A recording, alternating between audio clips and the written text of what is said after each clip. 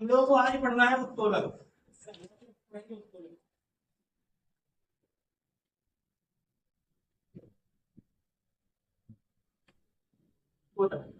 Liver थोड़ा सा फिक्र है, पूरा खत्म करके तो नहीं है।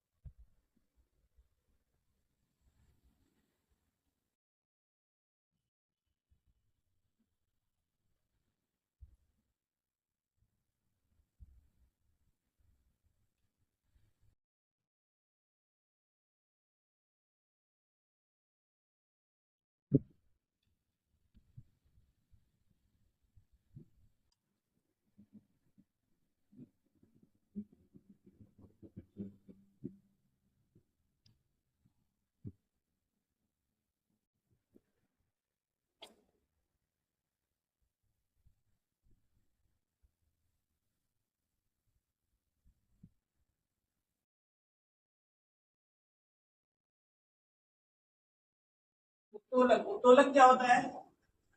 सुने होंगे हाई सिलेंडर में उत्तोलन क्या है। उत्तोलन एक सिंपल मशीन है, ठीक ना। उत्तोलन क्या है? या एक सरल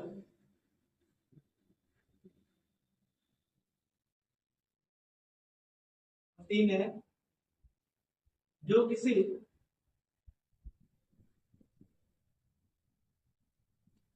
बिंदु इधर उधर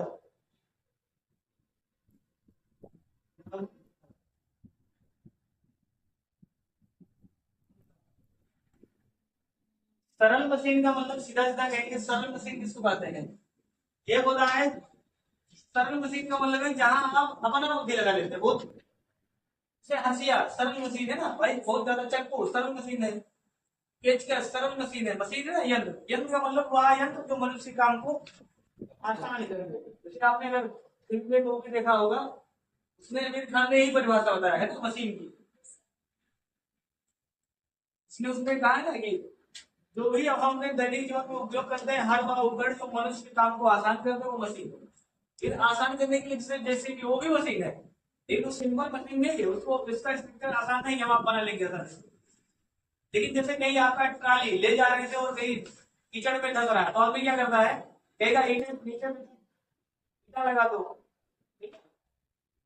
या जैसे आप किसी बोरा वोरा को उठाते हैं तो क्या करते हैं, एक डंडा लाते हैं और एक ईटा रखते से तिरछा लगा देते हैं ना, उसके बाद दबा देते हैं लकड़ी से। जैसे अगर किसी पत्थर को मान लीजिए यहाँ से यहाँ ले जाना, तो आदमी क्या करता है, इस पत्थर को उठाएगा और यहाँ पर क्या करेगा, इसमें डंडा लगा देगा, ठीक है। और यहाँ एक ईटा रख देगा, इसके बाद डंडा जब दबाएगा तो पत्थर धीरे धीरे आगे बढ़ जाएगा भारी पत्थर को।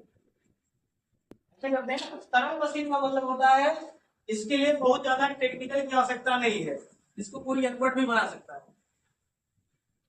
समझ में आ रहा है सबको? उसको क्या बोलते हैं, सरल मशीन।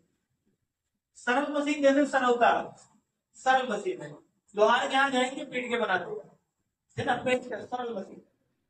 तो हर वह उपकरण जो मनुष्य के काम को आसान बना दे वो मशीन है।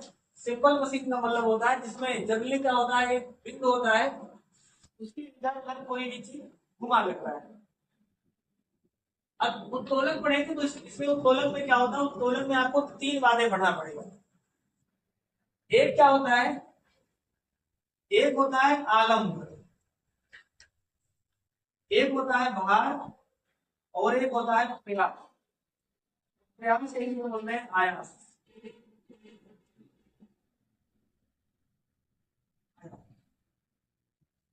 आलम्ब को क्या बोलते हैं, लिम्ब। लिम्ब भार को लोड, और प्रयास या आयास को इफर्ट।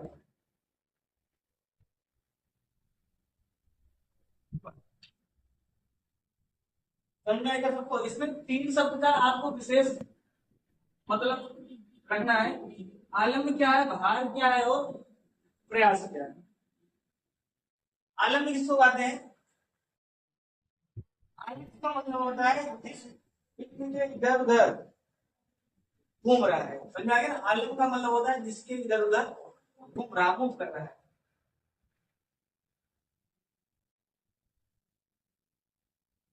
इस बिंदु के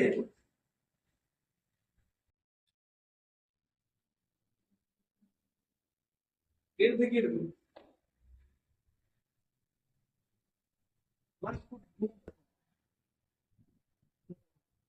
उसको बोलते हैं आलम। भार क्या है?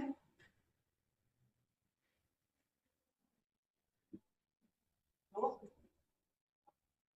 भार का मतलब होता है जिस वस्तु को हमको उठाना है, सही ना। कोई भी भार, भार का मतलब उठाना है, वही भार कहलाएंगे ना।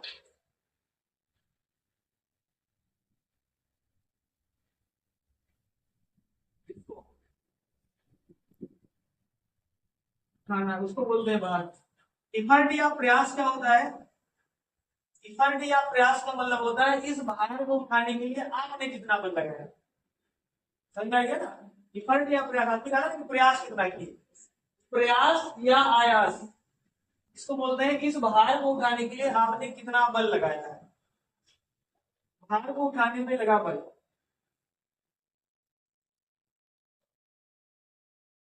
भार को उठाने में लगा बल, भार को उठाने में लगा। आपसे पूछना है तोलन किस सिद्धांत पे काम करता है?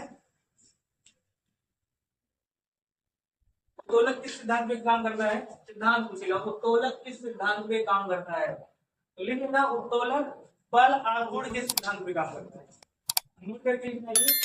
क्या हमने अभी तक जितने सवाल हमने बोर्ड पे लिखा है, आज का पहला सवाल यही है। ये सवाल नहीं है, ये सवाल तो आपसे पूछेगा नहीं, इस पर आधारित सवाल अभी हम पढ़ेंगे। ये उत्तोलक को समझने के लिए लिखा है। पहला सवाल क्या पूछेगा, उत्तोलक किस सिद्धांत पे काम करता है? उत्तोलक बल आघूर्ण के सिद्धांत पे काम करता है।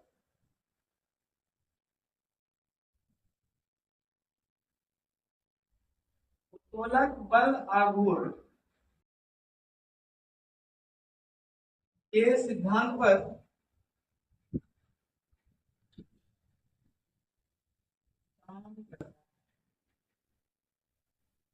बल आघूर्ण भी हम लोग पिछले क्लास में पढ़े थे, समझ में आएगा ना सबको। जैसे आपका झूला है, झूला देखे है ना, झूला है, तराजू है, सिंपल दंड तराजू, दंड तुला तराजू जिसको बोलते हैं दंड तुला वाला। एक होता है इलेक्ट्रिक वाला, एक होता है दंड तुला वाला। अच्छा वही वाला है, उसमें आदमी घपला नहीं कर पाएगा ज्यादा, ठीक है, क्योंकि उसमें सीधे से आपको दिखते, उसमें कुछ सेटिंग करने वाला सुविधा नहीं है। दंड तुला का मतलब जो पहले वाला गाड़ी वाला तराजू ऐसे आता था ना, गाड़ी, हाँ, एक तरफ ऐसे और एक तरफ इधर वाला ऐसे रहता है। यहाँ पर ऐसे बना रहता था हाँ, तो आपने स्कूटी इसको पकड़ के तोड़ रहा था। क्या अभी जब ये दिवाली आएगा तो दिवाली में त्योहार कहाँ मिलेगा, बच्चे मतलब मिलता नहीं है, बच्चे लाते हैं गोली जलाने के बाद दूसरे दिन उसको छिप छिप के बनाते हैं, सही है ना। हम लोग बनाए थे, आप लोग भी बनाए होंगे शायद, बनाते हैं हाँ। क्या बनाते हैं ना, एक तरफ क्या रखा होगा, एक तरफ रखा होगा भार, मान लीजिए इधर कोई लोहे का टुकड़ा रखा है, इधर टुकड़ा रखा होगा, इसको क्या बोलेंगे, भार। अब इस भार को बैलेंस करने के लिए इधर आप क्या रखेंगे, बाट रखेंगे, ठीक है, एक शब्द में क्या रखेंगे, बाट।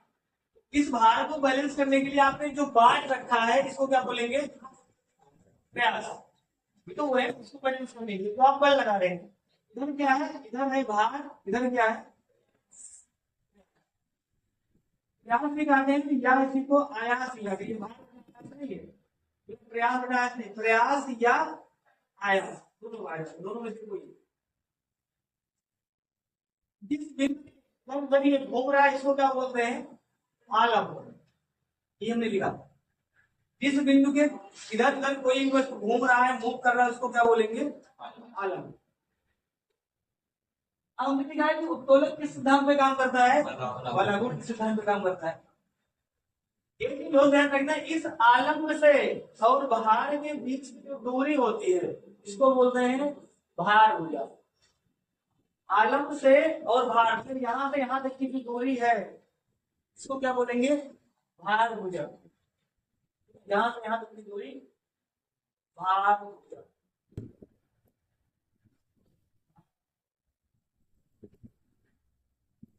और आलम से आयास के बीच की दूरी को क्या बोलते हैं, आयास भुजा। आयास, यहां से यहां तक की दूरी को क्या बोलेंगे, आयास भुजा। कि आप थोड़ी देर बाद सवाल गलत करेंगे, इसलिए इसको लिख लेना। भार भुजा क्या है,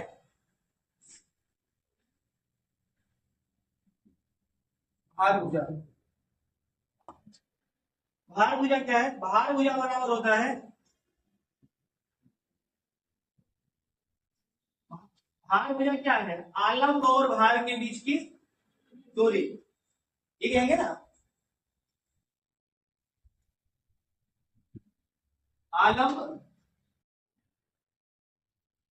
तथा भार के बीच की दूरी, मतलब बाहर यहाँ है, लेकिन आपको यही मानना, मतलब यहाँ पर एक बाहर है एक तरफ साइड है। जैसे बच्चे वाला झूला देखे ना, स्कूल में लगा रहता है, स्कूल में जैसे वो रहता है, नीचे से एक वो रहता है, एक साइड से गद्दी लगा रहता है, एक साइड से रहता है ना, एक साइड एक बच्चा बैठता है, एक साइड एक बच्चा बैठता है, बोलते हैं दोनों लोग। इसका मतलब एक साइड वाले को क्या बोलेंगे, जिधर बाहर है उधर वाले को बोलेंगे बाहर भुजा, एक साइड वाले को क्या बोलेंगे, भार भुजा क्या है, आलम तथा भार के बीच की दूरी। दूसरा क्या है, आयास भुजा।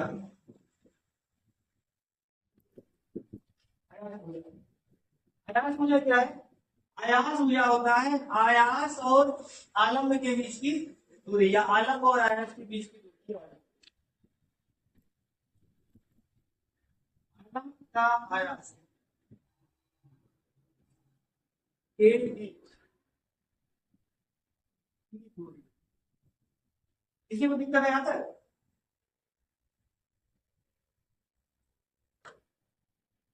लिख लेना यहाँ पर।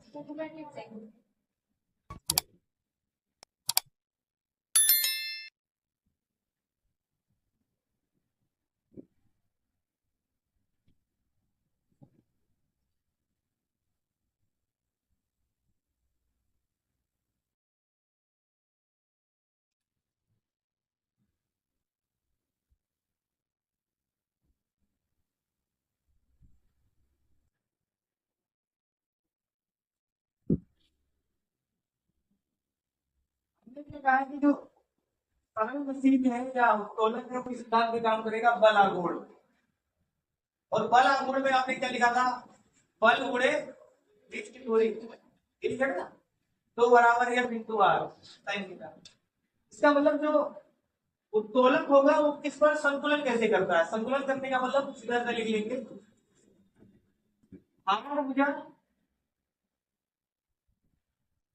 गुणे भार बराबर आयास भुजा गुणे आयास। इन दोनों का गुणनफल क्या होना चाहिए, बराबर होना चाहिए, अगर संतुलन में होगा तो। ये दोनों गुणनफल बराबर नहीं है तो संतुलन में नहीं होगा, इसीलिए हमने इस चीज को भार भुजा को और आयास भुजा को लिखा।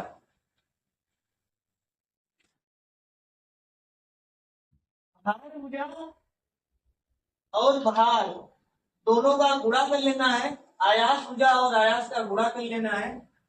दोनों का मान अगर बराबर है, इसका मतलब संतुलन की अवस्था में अगर मान कम ज्यादा होगा तो संतुलित अवस्था में तराजू नहीं होगा, इसका मान ज्यादा होगा उधर तराजू कम होगा। इसीलिए जब आप तराजू देखे होंगे, तराजू में कभी कभी ना डांडी चढ़ जाता है, चढ़ने का मतलब क्या होता है कि रस्सी उससे लपेट लिया है, जब रस्सी लपेट लेता है उधर का भुजा छोटा हो जाता है, तो जिधर का भुजा छोटा हो जाता है उधर तराजू उठा रहता है। ठीक है, कभी सब्जी खरीदने जाइए, सब्जी में कैसे आता है, जैसे कि तराजू है, वो क्योंकि तराजू उसका गलती नहीं, मतलब गलती नहीं है, अब वो कैसे ईमानदार है ईमान इस पे डिपेंड करेगा, ये तराजू है भाई, हो सकता है गलती में लग गया हो सकता है जानबूझ के किया हो, ऐसे आता है ना। अब इससे मान लीजिए उसको तोलने के बाद क्या करेगा, उसको उठा के रख देगा, दोनों पलड़ा, इसको पलड़ा ही बोलते हैं, रख के रखा देगा। तो कोई सब्जी मांगेगा तो कभी कभी क्या होता है, इसका एक धागा इसके ऊपर लग गया है, ऐसे घूम गया है, तो जब इसके ऊपर से घूम जाएगा तो जो धागा पहले यहाँ इसका सेंटर था, और सेंटर अगर ऐसे लपेट दिया तो यहाँ हो जाएगा, या लपेट लिया यहाँ हो जाएगा, अभी यहाँ धागा लपेट लिया तो भुजा छोटी हो जाएगी ना। और अगर भुजा छोटा हो गया, इधर का गुणा कम आएगा भाई, भाग तो वही रखे फिर भी गुणा कम आएगा, और अगर गुणा कम आएगा उधर वाला पलड़ा क्या होगा, उठा हुआ होगा। इसी को तो बोलते हैं दाढ़ी मारना, क्या ध्यान नहीं देता है। कॉन्सेप्ट क्या हो, दोनों किस सिद्धांत पे काम करता है, वाला गुण किस सिद्धांत पे काम करता है, यानी भार भुजा गुणे भार बराबर आयास भुजा गुणे आयास, ये हमेशा बराबर हो। सब और आता है यांत्रिक लाभ, तो तोलक का यांत्रिक लाभ कैसे निकाल सकते, तोलक का यांत्रिक लाभ, उत्तोलक का यांत्रिक लाभ क्या होता है, उत्तोलक का यांत्रिक लाभ बराबर होता है भार बटा आयास, भार बटा, इससे आप उत्तोलन का यांत्रिक लाभ निकाल सकते हैं, भार दिया होगा और आयास दिया होगा तो यांत्रिक लाभ आप निकाल लेंगे, क्लियर है ना। एक तरीका और है, यह क्या लिख सकते हैं, यह होता है आयास भुजा, आयास भुजा बटा भार भुजा, आयास भुजा बटा भार भुजा। न्यूमेरिकल वैल्यू एग्जाम में नहीं आएगा, सीधे सीधे कॉन्सेप्ट में सवाल आता है। अभी तक आपको एक सवाल याद रखना है जो हमने बता दिया कि उत्तोलन के सिद्धांत पे काम करता है, बलागुण के सिद्धांत पे काम करता है। कौन सा सिद्धांत है, भार भुजा गुणे भार बराबर आयास भुजा गुणे आयास, ये दो सवाल एग्जाम में पूछा जाता है। तीसरा सवाल पूछेगा एग्जाम में सीधे सीधे फार्मूला, उत्तोलक का यांत्रिक लाभ होता है तो भार बटा आयास भी होता है, या आयास भुजा बटा भार भुजा होता है। अब एग्जाम में यही चार आंसर लिखा होगा, कभी उल्टा लिखा होगा कभी सीधा लिखा होगा, तो जब जहां भार होगा यहाँ भुजा नहीं लिखा है, भार भुजा आयास होगा या आयास भुजा बटा भार होगा, दोनों उल्टा लिखा है, ऐसा है ना, ऐसे तो भार बटा आयास बराबर भार भुजा बटा आयास, उल्टा। किसी को यहाँ दिक्कत है,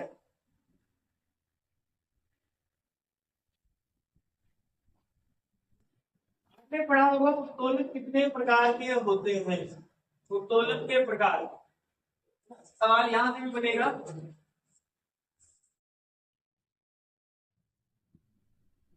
उत्तोलक के प्रकार, उत्तोलक कितने प्रकार के होते हैं, तीन। ऐसे हम तीन चार्ट बना रहे हैं और आप भी एक ही बार में तीन चार्ट बनाइए, अलग अलग पढ़ने के समय नहीं बर्बाद करना है। पहला होता है प्रथम वर्ग का उत्तोलक,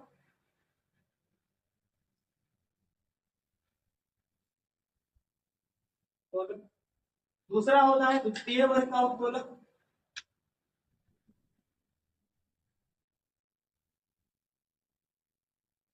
और तीसरा होता है तृतीय वर्ग।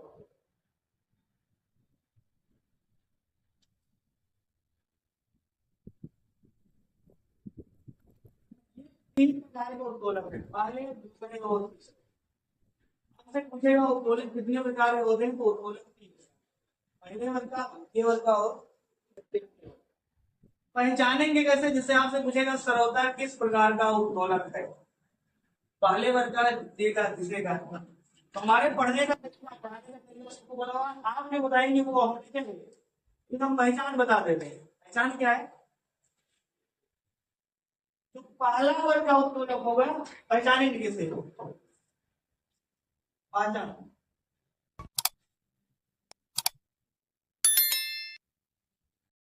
पहचान का मतलब इसकी परिभाषा क्या यही है, पहचान परिभाषा एक होता है ना, पहचानेंगे कैसे, जो प्रथम वर्ग का उत्तोलक होगा उसमें आलम्ब हमेशा बीच में होगा, समझ में आ गया ना, लिख लेंगे प्रथम वर्ग के उत्तोलक, इसमें हमेशा आलम्ब बीच में होगा, पेच लगा होगा वो हमेशा कहाँ लगा होगा, बीच में, एक साइड में क्या होगा, भार होगा और एक साइड में आयास होगा, समझ में आ रहा है ना सबको, बीच में होने का मतलब बीच में पेच वाला होगा, एक साइड भार आयास। ये वर्ग का उत्तोलक होगा, इसमें क्या होगा, इसमें जो इसमें क्या होगा, इसमें भार बीच में होगा, समझ में आ गया ना। तीन वर्ग के उत्तोलक में भार बीच में होगा, ठीक है ना। इसका मान क्या है, इसमें भार बीच में होता है, ये पहचान है। बीच में रहेगा, एक साइड आलम रहेगा और एक साइड आया रहेगा। जैसे अगर लिखना चाहे, चित्र बनाना चाहे, जैसे इसका मतलब क्या था कि बीच में यहाँ क्या होगा, यहाँ पेच होगा, यहाँ बीच में आलम्ब होगा, ठीक है, और एक किनारे, किसी एक किनारे पर, एक किनारे पर भार होगा और एक किनारे पर प्रयास होगा, आयास होगा, समझ में आ गया ना। दूसरे वाले में क्या होगा, दूसरे वाले में बीच में क्या होगा, बीच में लोड होगा, समझ में आ गया ना। भार होगा, लोड का मतलब भार, बीच में लोड होगा, भार होगा, और एक साइड में क्या होगा, एक किनारे पर आपका प्रयास होगा और एक किनारे पर आलम। ये दोनों कहीं भी हो, लेकिन बीच में लोड होना चाहिए, शर्त एक है, इसमें बीच में लोड होगा उसको बोलेंगे तृतीय वर्ग। तृतीय वर्ग वाले में क्या होगा, जो बच गया, होता है ना। पहले वाले में आलम बीच में, दूसरे वाले में लोड बीच में, भार बीच में, तीसरे वाले में प्रयास। इसमें प्रयास बीच में होगा,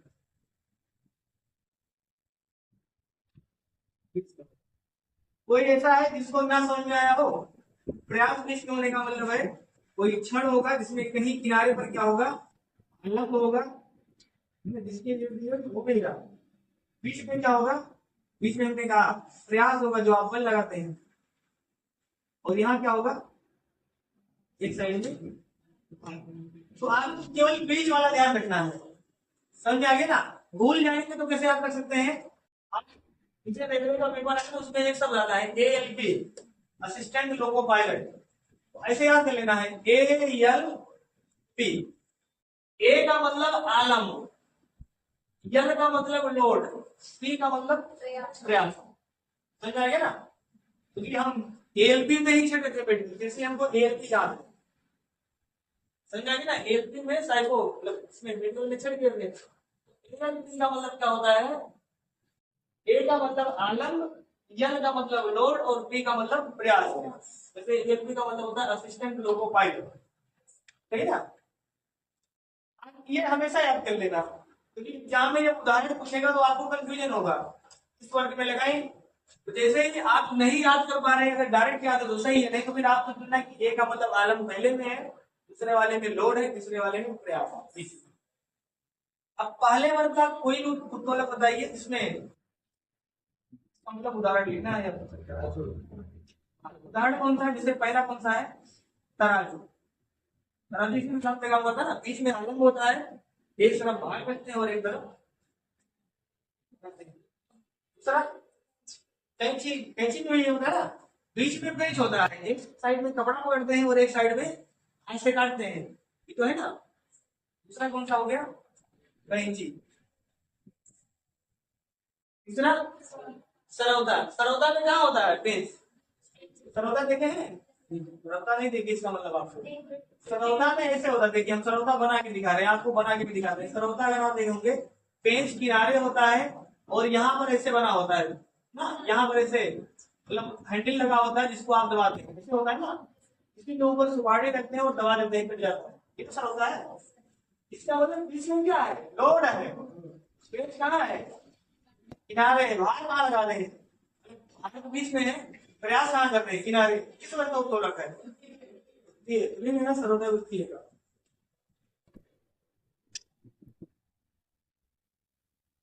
समझ में आएगा, हमने क्या कहा था कि आप बताना जो भी आपके मन में आ रहा हो, हम लिखेंगे, तीनों में से कुछ किसी का तो एक हो गया करेगा,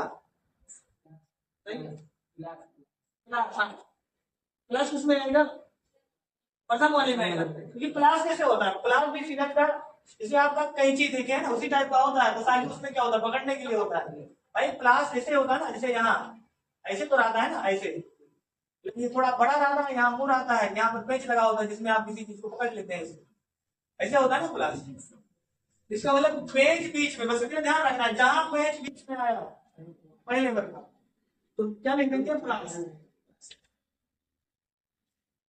बहुत आसान है ना, बस केवल ढंग का समझ लीजिए। क्लास। और कोई? हाँ पक्कड़, जैसे मैंने बोला पक्कड़, पकड़ का मतलब जो आता है ना भगोना होना उतारने के लिए, ऐसे ऐसे आता है। एक टर्म से आता है पटुली उतारने वाला। पटुली उतारने वाला सर किसमें आता है? पटुली उतारने वाला जो सर से पटुली उतारने वाला वो कैसे होता है देखना। हम आपको देखिए, आप लोग खाना भल से बनाएंगे आप से ज्यादा तो हमें पता है। ऐसे होता है, इससे यहाँ ऐसे सर मतलब यहाँ पेच लगा होता है और पटुली उतारने वाला होता है वो ऐसे होता है। इसी से पटुली पकड़ते हैं ना भाई। अब विलुप्त प्रजाति में आ गया। अब ये नहीं आता क्योंकि अब इसके स्थान पे कुकर आ गया है, उसमें हैंडल लगा होता है। इसके घर में अभी भी बटुए होगा वो ऐसे होंगे, ये देखिए आप लोग।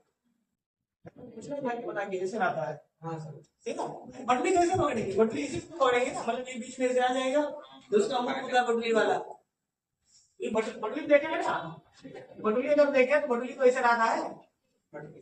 इसी जो ये वाला होता है इसीलिए वो पकड़ लेगा इससे कटई को, गर्दन को। यहाँ से तो अगर इसी वाला से समझ करना। एक ये बताओ जो ये लोग देखे हैं क्योंकि ये लोग नए जमाने वाले हैं, इन लोगों ने कैसे देखा? इन लोगों ने पकड़ देखा, वो ऐसे होता है। समझ में आया? इन लोगों ने देखा है वो पकड़ टाइप का होता है, उसमें मतलब ऐसे एक ऐसे रहता और यहाँ ऐसे चार को पेच दिया, मतलब ऐसे यहाँ ऐसे रहता हो। फिर इसी के बीच में दूसरा वाला रहता वो ऐसे ऐसे रहता है। इस ऐसे पकड़ते हैं, उससे क्या पकड़ते हैं? भगोना पकड़ते हैं। अब आदमी बटुली पकड़ लेता है लेकिन जल्दी से क्या पकड़ता है? इसका काम है भगोना उतारना, इसका काम है बटुली उतारना। समझ में आ गया ना? लेकिन ये वाला नहीं रहा क्योंकि लोहे का आता था, भारी होता है, मांजने में दिक्कत होता है। जैसे पहले इसकी थाली आती थी, फूल की थाली में खाना खाते थे, पीतल में खाते थे। अब स्टील में खाते हैं, स्टील में थोड़ा सा निर्मा लगाइए, सही ना, साफ हो गया। कोई बढ़िया से खाना वाला होगा तो इसे साफ कर देता है। सही है, स्टील में दिक्कत है, मतलब सही है, बाकी में नहीं है। तो ये लोहे का आता था, इसमें दिक्कत था, किसी में कम हो गया, स्टील वाले में स्टील का ही आता है। हाँ लेकिन अरे ये वाला लिखेंगे, इसको बोलते हैं सरसी। इसमें कहा यहाँ भार होगा, यहाँ पेच है, बीच में बल लगाएंगे ना, बीच में आयास लगाएंगे, बीच में आयास यहाँ लिखा जाएगा। पकड़ लिखा है तो पकड़ में बीच में पेच होगा, यहाँ पेच होगा, यहाँ क्या होगा? हाँ हाँ भार होगा और यहाँ अभ्यास लगाएंगे, इसमें लिखेंगे। समझ में आ गया ना? और कोई? चिमटा, चिमटा इसमें लिखेंगे। चिमटा भी कभी कैसे होता है? जैसे चिमटा आपने देखा होगा, चिमटा तो सब क्या होगा ऐसे थोड़ा सा चौड़ा रहता है, ऐसे रहता है ना। एकदम क्लियर आपको बता रहे चिमटा ही रहता है ऐसे ना, क्योंकि हम लोग चिमटा उमटा बनाए हैं। क्या हुआ? मतलब लोहे का नहीं बनाए, ड्राइंग बनाए हैं भाई। अगर आप भी आईटीआई पॉलिटेक्निक ये सब करेंगे ना, उसमें ड्राइंग बनाने की जगह top view, front view, third view, projection view बहुत आता है, वैसे बना रहता है। समझ में आ गया ना? ये भी चिमटा था। अब थोड़ा सा इसको कलर अच्छे से कर देंगे, चिमटा दिखेगा। तो ये चिमटा इसमें कहा रहेगा, यहाँ रोटी पकड़ते हैं। पहले क्या पकड़ते थे? आग वाग पकड़ते थे। अब आग वाला काम खत्म हो गया, गैस आ गया है, तो आदमी चिमटा से रोटी उतारता है, ठीक है? चिमटा से जो रोटी उतारता है तो यहाँ बीच में क्या है? बीच में आयास लगाएंगे, घूम रहा है इसके, यहाँ पर भार है, भार किनारे पर आयास बीच में, चिमटा कहाँ आएगा? चिमटा। और बताइए। हाँ एक है ना तीन चक्का वाली गाड़ी आती है ना, कूड़ा उठाने वाली, देखे ना? किसमें आता है वो? किसके में आता है? कूड़ा उठाने वाली गाड़ी, कूड़ा बीच में होता है। अरे उसको आपने चक्का वाली गाड़ी देखे है ना, बीच में से रहता, मतलब बीच में से रहता है। एक आगे में चक्का लगा होता है ना, यहाँ एक आगे चक्का लगा होता है और इसको आगे से हनी से उठा निकलता है, कभी कभी जब रख देता है, या चक्का भी लगा होता है, मतलब उसके ऊपर है। कूड़ा उठाने वाली गाड़ी तीन चक्का वाली, इसमें कहा इसके इर्द गिर्द घूमता है, इसमें क्या है? हाँ, तो अगर इसमें बीच में बाहर होगा वो किसमें होगा? कूड़ा उठाने वाली गाड़ी तीन चक्का वाली लिखेंगे, समझ में आ गया ना?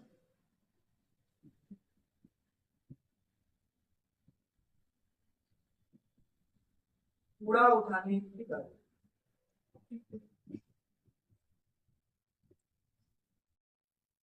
तीन चक्का का मतलब जैसे कूड़ा उठाने का मतलब ट्राली ट्रैक्टर नहीं समझ लेना है, ट्राली का मतलब सिंपल है, ये हाथ वाली।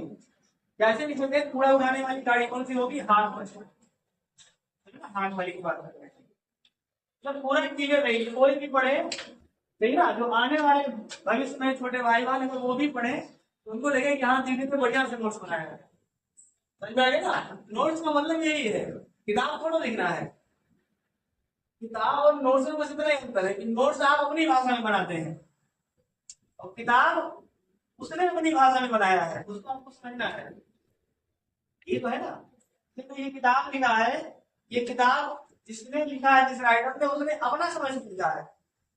उस किताब को हमको पढ़ना है, इसलिए समझ में नहीं आता, आपको समझाते हैं।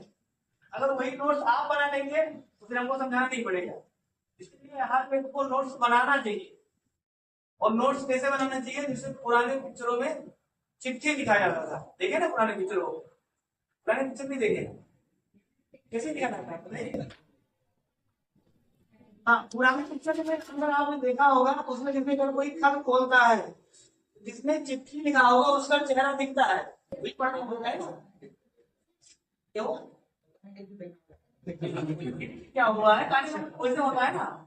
जब उस पिक्चर को आप देखेंगे तो उसमें जिसने चिट्ठी लिखा होगा वो भावना सही से लिखेगा, अगर उसमें रो के लिखा होगा तो जो आपकी चिट्ठी पढ़ रहा है वो भी रोता हो रहा है ना। कहानी का मतलब समझना है, नोट्स भी वैसे होना चाहिए कि जब आप 4 महीना बाद, 5 महीना बाद, 8 महीना बाद जब भी पढ़ने बैठे उसमें हमारा चेहरा दिखना चाहिए, तब तो वो नोट्स है। हमारे चेहरे का मतलब आपको समझ में आना चाहिए कि हाँ इसी प्रकार से बताया गया था, इसी प्रकार से समझाया गया था, मजा आया था क्लास में, तो नोट्स है। और अगर आप पढ़ना पलट रहे हैं, आप खुद नहीं पढ़ पा रहे हैं कि लिखे क्या है, तो फिर नोट्स थोड़ा नहीं है। नोट्स का मतलब होता है आप अपनी भाषा में लिखे हो, आपको समझना है, हमको थोड़ा समझना है। हमको जो समझना था वो हमने बोर्ड पे लिख दिया है, क्लियर है ना। कोई ऐसा है जो ना बता पाए, बता लेंगे ना सर, ऐसे बहुत से उदाहरण है। तो आपको सिर्फ क्या देखना है कि अगर आलम बीच में है पाले वर्ग में, अगर लोड बीच में है पे वर्ग में, अगर जैसे किसान का हल, किसान का हल भी आता है ना, किसान का हल किस वर्ग में आता है कल आप लोग बताना, ठीक है ना। जो काम आता है किसान का हल का मतलब ट्रैक्टर वाली बात नहीं कर रहे हैं, हेलो कल्टीवेटर की, जो बैल वाला करता है। क्रेन किसमें है, क्रेन क्यों, क्रेन बैलेंसिंग तो सरल मशीन है, सरल मशीन की बात कर रहे हैं ना। किसान का हल अगर बात कर रहे हैं तो किसान का हल कल आप लोग बताना किसमें आएगा, दूसरे में आएगा, दूसरे में आएगा, पहले में आएगा। किसान के हल का मतलब जैसा ध्यान रखना कि हम उस साल की बात करें तो ऐसे होता था, यहाँ फार लगा होता था और यहाँ ऐसे दिखाई होता था।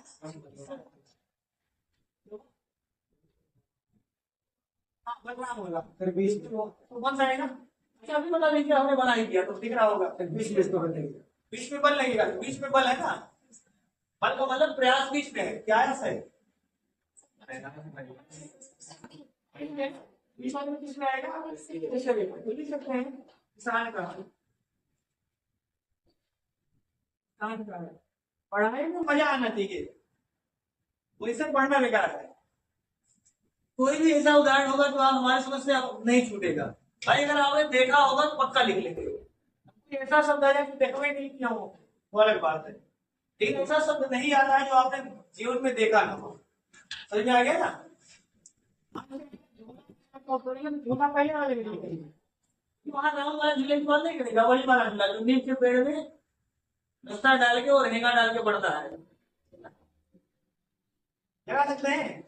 अब एक चीज और पूछेगा, अभी सवाल का उत्तर आप लोग बारी बारी से आपसे पूछेगा, जो प्रथम वर्ग का गोलक है इसका यांत्रिक लाभ कितना होता है, एक से ज्यादा, एक से कम, या एक के बराबर, या कुछ भी हो सकता है,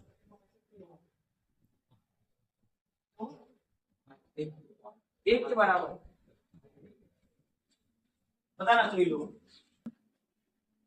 एक एक सवाल आप सब मतलब एक एक जो सवाल पूछ रहे हैं वो सब एग्जाम में पूछा गया और पूछा जाएगा, इस चैप्टर में नहीं बनेगा। तो आपको बताना है पहले वर्ग के उत्तोलक का यांत्रिक लाभ कितना होता है, एक से ज्यादा, एक से कम, एक के बराबर, एक के बराबर, एक के बराबर, और कोई। हाँ अब देखना हमने क्या लिखा है, यांत्रिक लाभ कैसे निकालेंगे। यांत्रिक लाभ बराबर क्या होता है? अभी आपने कहा सर होता है आयास भुजा बटा भार भुजा, ये होता है ना, आयास भुजा बटा भार भुजा। प्रथम ये जो प्रथम वर्ग का उत्तोलन है, इसका उदाहरण कौन सा होता है? जिसे आपने कहा कैंची, कैंची भी होता है। कैंची आपने कैसे देखा होगा? कैंची अगर आपने देखा होगा तो कैंची लगभग कुछ इस टाइप का ऐसे बना होता है ना, ऐसे ऐसे होता है ना, ऐसे होता है। एक चीज हमने क्या कहा, मान लीजिए कपड़ा आप यहाँ पर रख के काट रहे हैं, यहाँ पर ऐसे कपड़ा रख के काट रहे हैं, तो इस आलम से और इस भार के बीच की दूरी को क्या बोलते हैं? भार भुजा, ये तो बोलते हैं। इस आलम से और इस भार के बीच की दूरी को बोलते हैं भार भुजा। और इस आलम से आपने हाथ से पकड़ा उसकी बीच की दूरी को क्या बोलते हैं? आयास। आयास भुजा का मान है कैंची है, तो देखने से ही लग रहा होगा इधर का मान छोटा, इधर का मान छोटा बटा बड़ा। मान एक से बड़ा आएगा छोटा आएगा? अरे ऊपर अगर अंश छोटा लिखा हो और हर बड़ा लिखा हो तो मान छोटा आएगा बड़ा आएगा?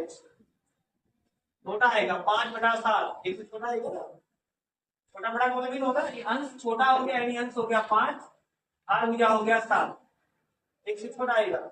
इसका मतलब एक से छोटा हो सकता है, लेकिन ऐसा भी तो है ना, पूरा लिखेंगे समझना। ऐसा भी है कि इस कपड़े को इसको आपने कहा रख दिया, यहाँ रख दिया, तो अब क्या हो जाएगा? भार भुजा छोटा, आयास भुजा बड़ा। इसका मतलब अंश बड़ा हर छोटा, तो क्या हो जाएगा? बड़ा आएगा। और ऐसा भी हो सकता है कि जितना दूरी इधर उतनी दूरी इधर भी रख दे, अलग अलग उपकरण में अलग अलग आएगा, जिसे हमने एक में बता दिया है। समझ आ गया ना? इसका मतलब जो प्रथम वर्ग का उत्तोलन होगा उसका यांत्रिक लाभ हमेशा एक से बड़ा, एक से कम और एक से छोटा नहीं होगा। उसका कुछ भी हो सकता है, एक से बड़ा भी होगा, एक से छोटा भी होगा और एक के बराबर होगा। समझ में आ गया ना? प्रथम वर्ग के उत्तोलक का यांत्रिक लाभ एक से बड़ा, छोटा या बराबर तीनों हो सकता है। ठीक है, प्रथम वर्ग का उत्तोलक का यांत्रिक लाभ ऊपर लिख दे रहे हैं। इसका यांत्रिक लाभ एक से बड़ा, बराबर तथा छोटा कुछ भी हो सकता है। जी वो दिक्कत है, ये सवाल पूछेगा प्रथम वर्ग के उत्तोलक का यांत्रिक लाभ होता है, तो आपको बताना है तीनों हो सकता है, संभावना तीनों का है। क्लियर रहेगा ना सबको? दूसरे का क्या लिखेंगे? अब दूसरा बताइए आप लोग, बताना आप ही को है ये तीनों। एक का तो हो, दूसरे का यांत्रिक लाभ क्या होगा? एक से बड़ा होगा, छोटा होगा या बराबर होगा? जहां भी तीनों संभावना है, जो भी संभावना है वो बताइए।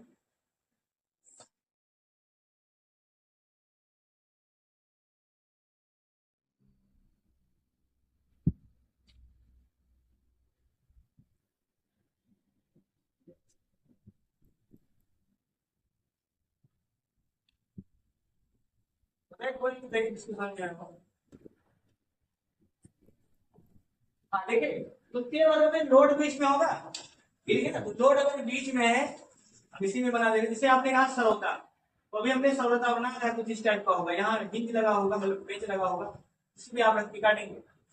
हाँ, जो अपना प्रयास लगाएंगे वो कहाँ लगाएंगे? हाँ।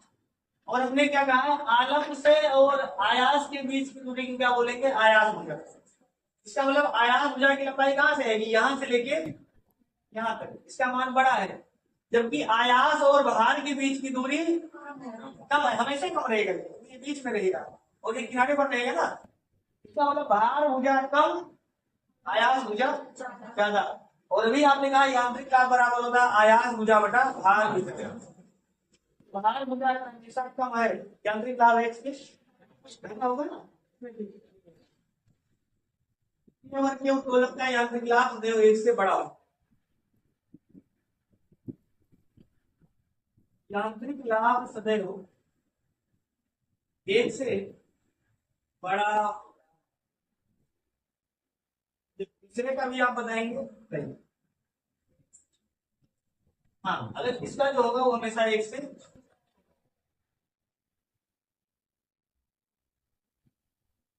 यांत्रिक लाभ सदैव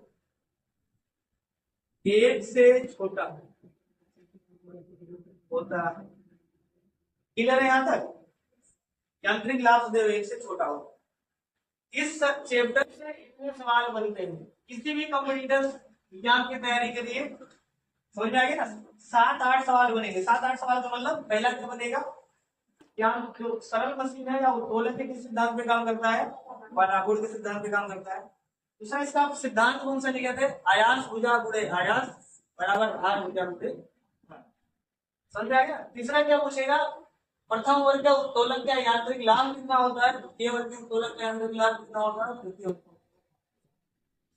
प्रथम वर्ग का कुछ हो सकता है, द्वितीय का हमेशा ज्यादा होगा, तृतीय का हमेशा इससे कम होगा।